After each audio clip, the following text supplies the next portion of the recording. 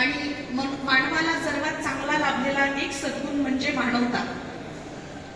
आज संत ज्ञानेश्वर महाराजांनी जगाच्या कल्याणासाठी देवाकडे पसायदान मागितलं, जे की जगाच्या कल्याणासाठी, शांततेसाठी, प्रेमासाठी, समधर्म समभावासाठी। साने गुरुजींनी मानवतेचा खरा अर्थ सांगताना सांगितलं की खरा तो एकच धर्म, जगाला प्रेम अर्पावे। संत निरंकारी मिशन देखील हाच संदेश देतं की ना हिंदू ना सिख ईसाई ना हम मुसलमान है, मानवता ही धर्म हमारा, हम केवल इंसान है।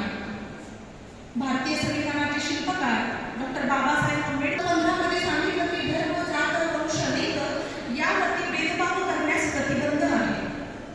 तरीही आज या जगामध्ये मानवा भांडण आहे की तू या जातीचा, मी या जातीचा, कोणती जात श्रेष्ठ आहे, अशा अनेक याच्यावरती वाद घातला जातो।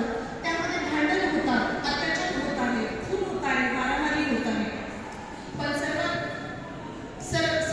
जात कोणती, धर्म कोणता आहे, तर मानवता हाच खरा धर्म आहे। म्हणून म्हटले आहे की मानवतेचा धर्म करावा, सकल जीवावर प्रेम करावे, प्रेम करावे इतके प्राण्या, प्रेम करिता प्रेम उरावे।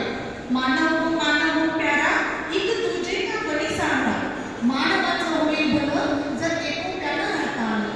परंतु या जातीच्या नावावरती अनेक वाद होत आहेत, धर्मात वाद आहेत, जातीत वाद आहे।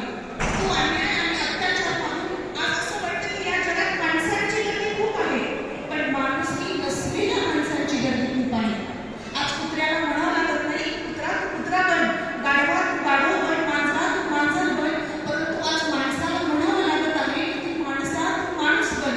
म्हणून एक कवी म्हणतो की तुला मानवाया ठाई, जन्म पुन्हा पुन्हा नाही, बहु मोलाचे लाभले जीवन, माणसा तू माणूस बन।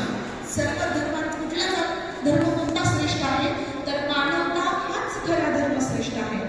म्हणून या जातीपातीच्या नावावरचे झगडे आणि अत्याचार आपण बाजूला ठेवून मानवासारखं वागणं गरजेचं आहे, मानवासारखं जगणं गरजेचं आहे। या दगदगत्या चितेतून निखारे फुलत असतात आणि सुजाण नागरिकांच्या सहकार्यातून माणसं उभी राहत असतात। म्हणून तुम्ही आणि सुजाण नागरिक बनणं गरजेचं आहे। आज आपण बघतोय उद्या 15 ऑगस्ट स्वातंत्र्य दिन। जशी भारत ही संतांची भूमी आहे, तशी ही शूरवीरांची देखील भूमी आहे। आणि उद्या होणाऱ्या 15 ऑगस्ट स्वातंत्र्य दिनाच्या निमित्तानं आज आपण या ठिकाणी रक्तदान शिबिर आयोजित केले आहे।